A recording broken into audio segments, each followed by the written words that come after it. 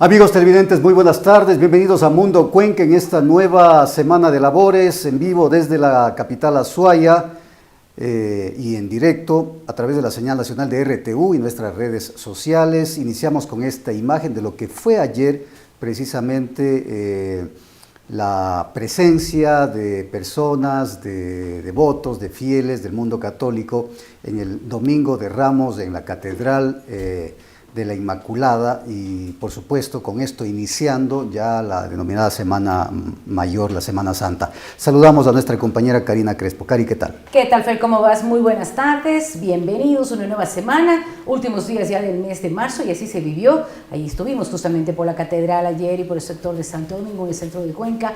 Los fieles católicos estuvieron en esta fiesta que fue pues el Domingo de Ramos, dando apertura a la Semana Santa, a la Semana Mayor. Recuerde usted que Cuenca es una de las ciudades más religiosas de la religión católica, sobre todo aquí en la ciudad, y este acto, esta acción que tienen los fieles católicos es justamente dar la bienvenida al Rey de Reyes, que es lo que se maneja cada Domingo de Ramos. Así empezamos con ustedes, contándoles importante información de Cuenca y del país. Vamos a tener justamente las noticias porque Diana Tamaín defiende cambios de las seccionales 2026. Así que pues esto ha generado gran controversia, hay opiniones diversas, por qué se hacen las seccionales, hay justificativos en tema del invierno según el sistema de gestión de riesgos. Esto hay justamente que estudiarlo y sobre todo abre el debate. Así es, efectivamente, la presidenta del Consejo Nacional Electoral, Diana Tamaín, se refirió al cambio en el calendario electoral en el marco de las elecciones seccionales y del Consejo de Participación Ciudadana y Control Social. Efectivamente, sobre lo que les acabamos de mencionar, es enfática en señalar que se tomó la decisión de cambiar la fecha de las votaciones, pero no de las elecciones, dice según lo que resalta el Código de la Democracia. Aquí les contamos lo que dice la presidenta del CNE. Y nosotros tomamos la decisión de cambiar la fecha de las votaciones, no de las elecciones como mucha gente está diciendo. ¿Cuál es la diferencia? La fecha de las votaciones, eso es lo que dice el Código de la Democracia. Código de la Democracia, pongamos el artículo del Código de la Democracia que habla de las votaciones. No son elecciones, pero al final sí es lo mismo, porque vamos a votar y a elegir. Una cosa es la posesión. En caso de elecciones anticipadas previstas en la Constitución o revocatoria del mandato, la posesión de los respectivos cargos no podrá ser posterior a 15 días contados desde la fecha de la proclamación de resultados, artículo 91 del Código de la Democracia. Es decir, ustedes no van a proclamar resultados sino a pocos días antes, es decir, 15 días antes del 14 de mayo. A ver, punto número 1. El día de las elecciones es cuando la gente acude a sufragar o el día del sufragio. Es lo mismo que las votaciones. Las votaciones, exacto, el día de las votaciones o sufragio. La elección y cuando se define, cuando una autoridad se declara ganadora, es posterior al día de las votaciones cuando se han agotado todos los recursos que se pueden interponer en lo administrativo, en lo jurisdiccional, y es cuando se proclaman los resultados y se termina con la entrega de credenciales. Ahí apenas se puede decir que una autoridad ha sido electa. O sea, yo tengo razón en lo que digo. Ustedes van a proclamar resultados 15 días antes del 14 de mayo, es decir, a finales de abril. Es muy distinto, la proclamación de resultados se hace en las fechas de cuando las candidaturas ya no tienen más recursos que atender. Bueno, eso es lo que dice Diana Tamaín. Por allí estas explicaciones como que no convencen. Al final, Cari y amigos televidentes, al final las elecciones se anticipan. Hay quienes dicen que esta es una estrategia política, por lo que se podría venir en fin de año, quizá el fenómeno del Niño, que es una eventualidad, inundaciones, y esto podría complicar. Pero en otras ocasiones el Consejo Nacional Electoral ya ha realizado elecciones en la pandemia. Hasta en la propia pandemia hubo las elecciones. Pero y bueno, los cambios. Hay que saquen sus conclusiones. Que saque cada quien sus conclusiones. Y también les preguntamos a nuestros amigos televidentes y quienes nos siguen en redes, ¿está usted de acuerdo con este anticipo de las elecciones, votaciones, proclamación, que sigue abriendo debate? Y durante esta semana sin duda van a seguir habiendo pues argumentos. Tenemos más información, Fer. Así es. Unidad Popular convocó para este miércoles a una marcha desde el Ministerio de Agricultura hasta el Consejo Nacional en Quito. Y justamente esta marcha, entre otros de los temas, es precisamente por el adelanto de las elecciones. Giovanni Atariguana afirmó que no se trata de defender a su organización política, sino de defender también la democracia a propósito del adelanto de la fecha de las elecciones. Unidad Popular primero ha impugnado la resolución de esa sesión nula, porque se de forma arbitraria se principalizó alternos a última hora porque no se tomó en cuenta un informe real y hemos presentado el recurso de corrección, se llama el Consejo Electoral. Vamos a estar a la espera. Estamos preparando, por supuesto, lo que corresponde a nuestros argumentos. Tenemos 206.000 afiliados que corresponden a Unidad Popular desde el año 2020. Tenemos el registro, tenemos las copias certificadas de las afiliaciones. El Consejo Electoral hasta el día de hoy no ha presentado las supuestas desafiliaciones para establecer que hemos disminuido. Tenemos por delante, por supuesto, también las resoluciones, tanto del MPD como Unidad Popular, que avalan que somos una organización que tiene los afiliados suficientes. Pero como entendemos que este asunto es una defensa que debe darse también en las calles, hemos convocado una marcha para este día miércoles 1 de abril, que hemos denominado no solamente una marcha en defensa de la UP, sino de la democracia, ahora a propósito del adelanto de las elecciones, que es una nueva maniobra.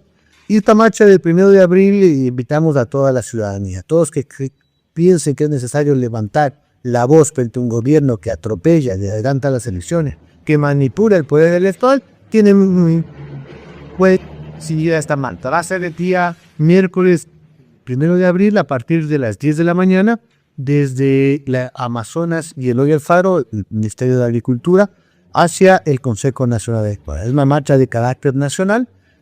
Es una de varias acciones que vamos a realizar porque vamos a defender nuestra participación política, la democracia. Bueno, y tenemos también más información para ustedes. Gracias por seguirnos en las redes sociales de Mundo Cuenca a través de la señal de RTU Noticias. Y como les contábamos, tenemos más información para ustedes a esta hora de la tarde. 3 mujeres, escuche usted, fueron asesinadas. Esto fue en el sector del terminal terrestre, pero en Azogues, en la provincia del Cañar, durante el fin de semana, la noche del pasado viernes. Y bueno, según testigos, 2 sujetos llegaron en una motocicleta y dispararon contra las ciudadanas que se encontraban en un puesto de comidas. La Policía Nacional informó que una de las víctimas, horas antes, salió de la cárcel de mujeres de Azogues. Vienen 2 en la moto, el uno se baja como si nada, dice. Llega así con quien va a comprar, les ve a las chicas de tu a las 3. Llega de una moto. Y se va. Y el señor de los pinchos ha corrido. Sí, él dice que es que vos se hace, pero por donde iría, porque parece que por ahí te pide una apuesta para por otro lado. Ya. Sale corriendo. Para que no le alcancen las balas. No, que el uno chica estaba debajo del coche, sí. Debajo del coche, o sea, me imagino que ella quiso salvarse, pero ese le van a escapar. Se han suscitado 3 muertes violentas. Es un evento múltiple en el cual se suscita 3 asesinatos estilo sicariato. Esto fue en los exteriores del terminal terrestre, específicamente en una carreta de comidas. Una de las víctimas posee antecedentes judiciales. Justamente la noche de hoy salió de la cárcel luego de que se tumbara la instrucción fiscal. Y las 2 hijas vinieron de la provincia del Oro a recogerla. Estuvieron más o menos a partir de las 5 de la tarde esperando su salida, que fue a las 8:40. Se trasladaron al terminal, estaban esperando el bus para poder trasladarse a su provincia de origen y en esos momentos llega una persona subida en una motocicleta con su casco, el cual se baja de la motocicleta y procede a realizar los disparos. Lamentablemente, como ya indiqué, se fallecen las 3 mujeres y luego de esto el individuo se monta en su motocicleta, posiblemente con ruta a la ciudad de Cuenca. Inmediatamente entra a actuar la DINAPEN, que es la Policía Especializada en Menores. El menor está bajo custodia de estas autoridades. La línea investigativa ahora estamos explotando cámaras de seguridad, intentamos ver la ruta de llegada, la ruta de escape. Lamentablemente son bastantes cámaras. La persona que hace esto utiliza un casco que de alguna manera nos dificulta el trabajo, pero sin embargo siempre el compromiso de Fiscalía para, mediante una actuación dirigente, tratar de dar con los responsables de este ilícito. El director del Ministerio de Trabajo en el Azuay, Hernán Morales, informó que se remitió a la Contraloría General del Estado un informe sobre los funcionarios que habrían participado en una marcha en horario laboral.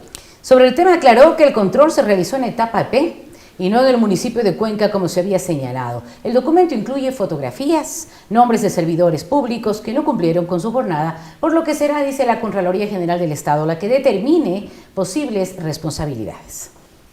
El día 17 de marzo que se mandó por parte del Ministerio a hacer el control de jornada, ese mismo día en la tarde se presentó ya el informe a Contraloría, se encuentra ya en manos del ente controlador en este caso, y sí es importante puntualizar algo.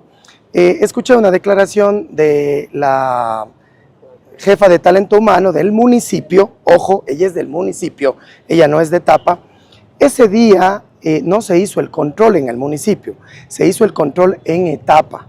Si alguien tiene que dar declaraciones, creo que sería la persona de talento humano de etapa, que por cierto, el día del control tampoco estuvo en su puesto de trabajo. Ahora, escuchaba que la señora Consuelo Orellana se refería directamente al director de trabajo, o sea, a mi persona, diciendo que yo he mentido. No he mentido, porque el control se hizo en etapa. El día viernes anterior se hizo un control de jornada en el municipio, sí, y ese documento también estaba pendiente de enviar a Contraloría y el día de hoy ya se envió también a Contraloría. Pero obviamente ese fue un control normal de jornada, ahí no hubieron denuncias, sino que normalmente nosotros es parte de nuestro trabajo y lo hacemos siempre, no solo en las instituciones y en los GATS autónomos descentralizados, sino también lo hacemos con los del Ejecutivo desconcentrado, cuando tenemos alertas y también cuando no lo tenemos, es parte de nuestras funciones. ¿Sí? Entonces, se dice que no ha habido ningún documento enviado a Contraloría, sí, pero fue por la falta en etapa, no en el municipio. Son dos entes completamente diferentes. Nosotros enviamos el documento haciendo un informe con fotografías, informe con nombres de los funcionarios que han faltado, y esto se entrega porque nosotros como ente regulador hacemos el control de jornada laboral que se llama. Todas las personas tienen que estar las 8 horas dentro de su puesto de trabajo, lo que no sucedió ese día, se envía a Contraloría y Contraloría hace un examen especial, el cual informará, en este caso a etapa, para que ellos tomen los correctivos en base a lo que Contraloría haya encontrado. Con esta información vamos a la pausa publicitaria y vamos con imágenes en realidad muy decidoras, dice mucho. Fíjese usted, esta imagen es del Domingo de Ramos. Al inicio del informativo les mostrábamos cómo se vive ahora el Domingo de Ramos, lo que fue ayer, y esta es una fotografía en realidad de un Domingo de Ramos con la venta de la paja toquilla y los ramos de Semana Santa. Ojo que la paja toquilla ya no se la vende por cuestiones de que está también pues este producto ya no como era de antaño, pero sí se vive todavía esta fecha tan religiosa para los cuencanos. Así es, efectivamente. Bueno, eso era antaño, el Domingo de Ramos, ahora mucho ha cambiado, pero es parte de la tradición precisamente ¿no? Claro, de nuestra ciudad y de cómo la gente ha vivido con euforia, con religiosidad también este inicio de la Semana Santa. Esta es en el Carmen de la Asunción, si no estoy mal, en la Plaza de las Flores, ¿verdad? Ahí tenemos Cuenca y su Domingo de Ramos. Antaño, los días previos a la Semana Santa, los ramos se ofrecían como símbolos de devoción y protección que aún se mantienen. Vamos a la pausa. Ya volvemos.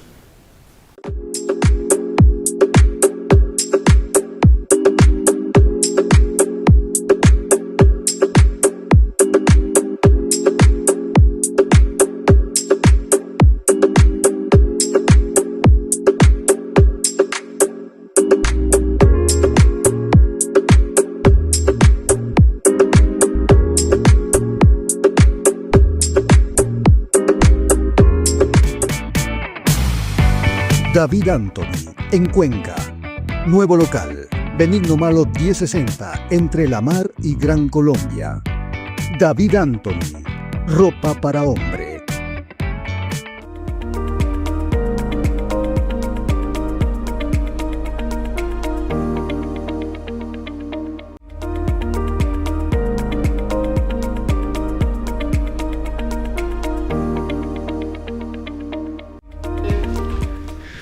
Amigos televidentes, a esta hora vamos a dialogar con el doctor Washington Andrade, un conocedor profundo de temas jurídicos, de temas políticos, a quien le hemos invitado para hablar de una situación importante dentro del Consejo de la Judicatura.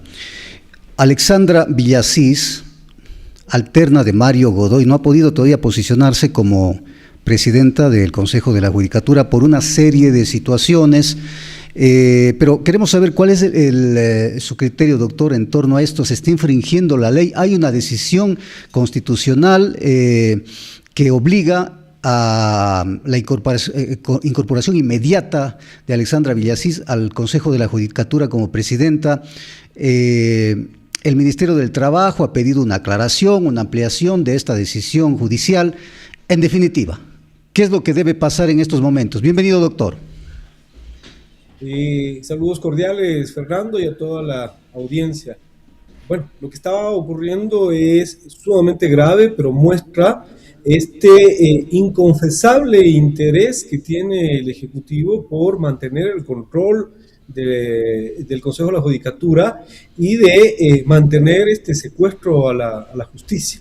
Lo grave es que para ello contribuyan varias otras altas autoridades, los mismos miembros del Consejo de la Judicatura, los otros vocales, y lo más grave aún es que en esta suerte de componenda participe también el presidente actual, el presidente encargado de la Corte Nacional de Justicia. Es evidente que el impedimento que, si en algún momento por una cuestión de tipo administrativo, como ha trascendido, existió, ya no está más y no debería estar en los registros. La jueza, entiendo yo, que ha emitido, aceptando la acción de habeas data correctivo, ha dispuesto la rectificación inmediata. En virtud de esto, simplemente ya no habría este impedimento como para que la doctora Villasís pueda, es decir, ocupar lo que le corresponde constitucionalmente y de acuerdo a la ley.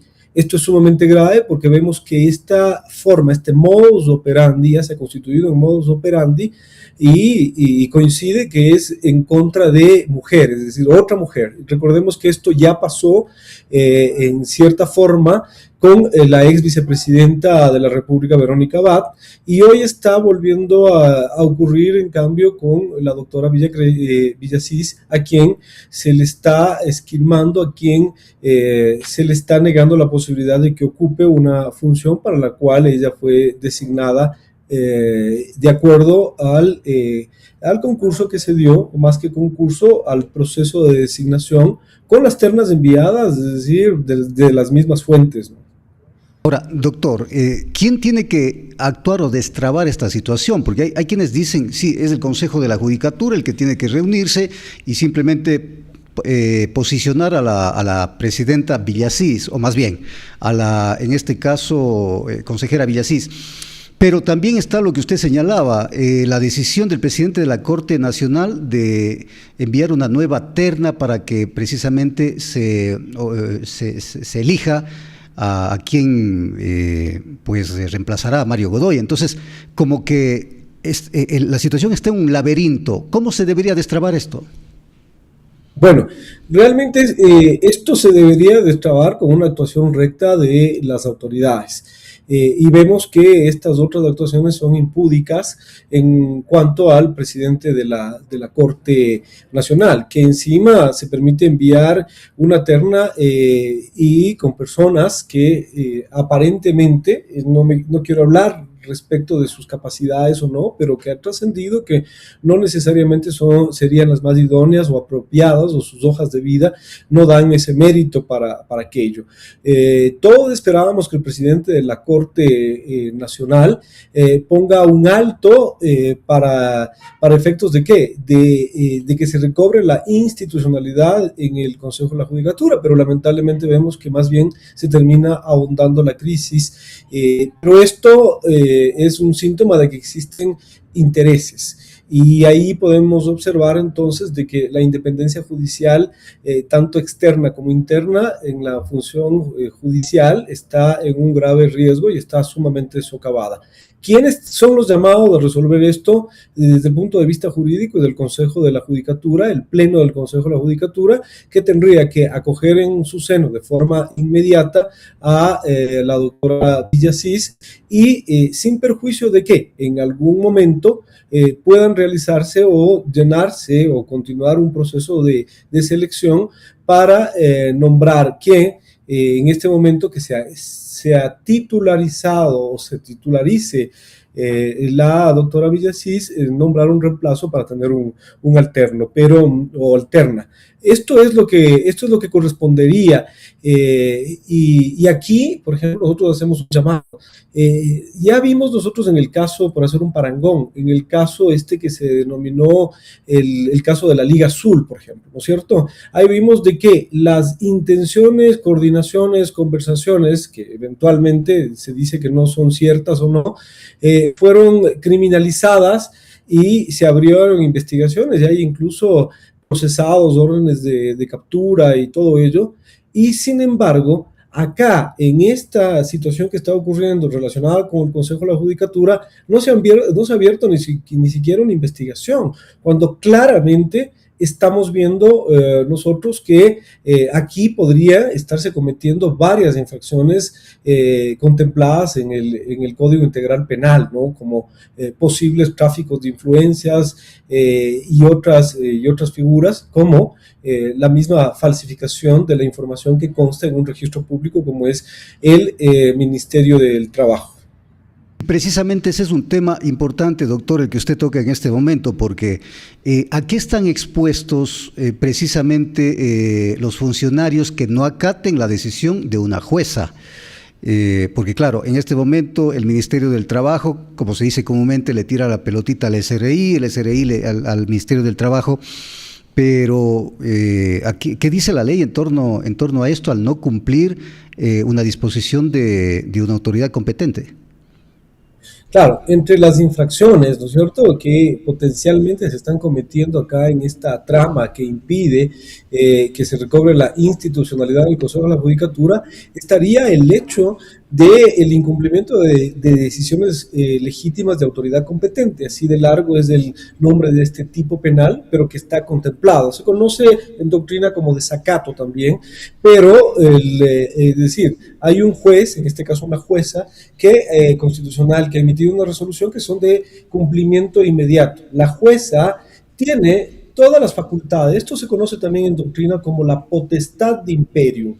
Esto le permite a todo juez adoptar todas las medidas necesarias para efectos de que se cumpla con lo resuelto. Esta es la potestad de imperium y esto es lo que tendría que resolverse. De hecho, ha trascendido que también la doctora Villasís ha solicitado a la jueza que realice visitas in situ. Recordemos que en algún momento, en el caso de la ex vicepresidenta de la República, la jueza del caso tuvo que trasladarse al lugar para verificar el cumplimiento de su sentencia, y esto está plenamente facultado a los jueces. Incluso la Corte Constitucional se ha pronunciado en ese sentido, que los jueces tienen que usar de todas las medidas legales, entre estas visitas in situ, para determinar y hacer cumplir lo resuelto, ¿no? Entonces, vemos que si no realizan esto, también hay otras opciones, es decir, podría esto llegar a la destitución del funcionario que no dé cumplimiento, esto previo un proceso que tiene que darse y tiene que remitirse ante la Corte Constitucional, porque solamente la Corte estaría facultada para aquello. Pero en el caso del incumplimiento del tipo penal, que se estaría dando incluso de forma flagrante cuando la jueza realice la visita in situ y verifique eso, tendría que ya remitirse copias certificadas a la Fiscalía para que se inicie un procedimiento, y si es flagrante tendría que actuarse de forma inmediata. Es decir, los mecanismos legales están, lo que se necesita es la voluntad y se necesita también el ánimo de parte del titular de la Fiscalía actualmente, que más bien está dedicado hacer puntos en su carrera, en esta postulación, para quedarse en el puesto y no cumplir lo que realmente corresponde. En este caso se necesita una acción firme de todas las altas autoridades que rodean este caso, ¿no?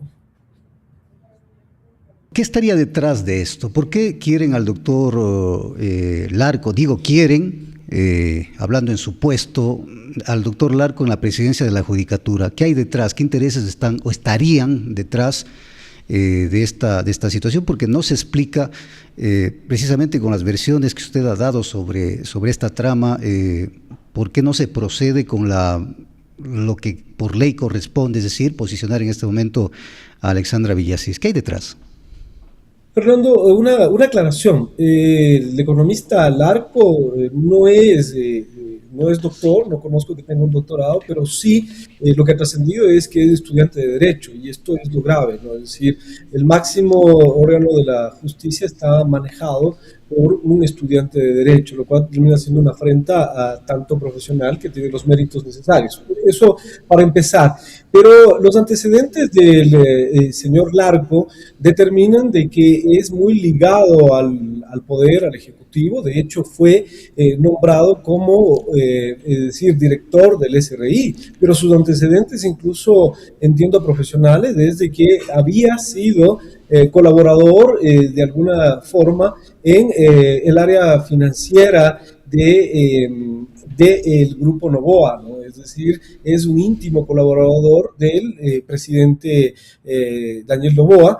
Esto hace pensar que los intereses son los mismos que se tuvieron para colocarle, designarle y defenderlo finalmente, a pesar de que después fue indefendible, como a Mario Godoy. Es decir, lo que requieren es alguien que esté al frente del Consejo de la Judicatura, que maneja el régimen disciplinario de los jueces para efectos de controlar la justicia. Esto es lo que no se dice, yo me permito decirlo de frente porque fuimos uno de los impulsadores de resistirnos a que el señor Mario Godoy continúe dirigiendo la Judicatura justamente por estas vinculaciones, y ahora está pasando lo mismo, a lo mejor es decir, no con lo escandaloso que terminaba siendo en el caso del señor Mario Godoy, pero en el caso del señor Larco también ocurre lo mismo. Hay esta vinculación, y lo que se pretende es que alguien vinculado al Ejecutivo y al presidente de la República y a otros actores que están tras las sombras, como se ha dicho, ha trascendido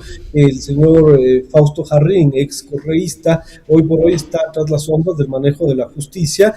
Entonces, lo que se pretende es sustituir a Godoy por alguien también que sea, o mantener a alguien que sea funcional a lo que el gobierno quiere, porque eventualmente hay casos de corrupción que se están quedando en la impunidad, y también hay, es decir, una persecución selectiva, una instrumentalización del sistema de justicia para perseguir selectivamente a opositores o ciudadanos o dirigentes sociales.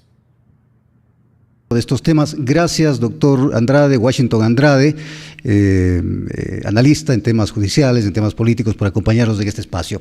Seguimos con más noticias. Habitantes de Tutupali y Xucay y también de sectores cercanos mantienen posiciones divididas frente al cobro de peaje tras la finalización de un convenio que exoneraba el pago a residentes dentro de un perímetro cercano. Mientras un grupo rechaza la medida e impulsa protestas, otros llaman al diálogo y al respecto, advirtiendo que el cierre de vías afecta obras viales en ejecución y también retrasa el desarrollo de las comunidades.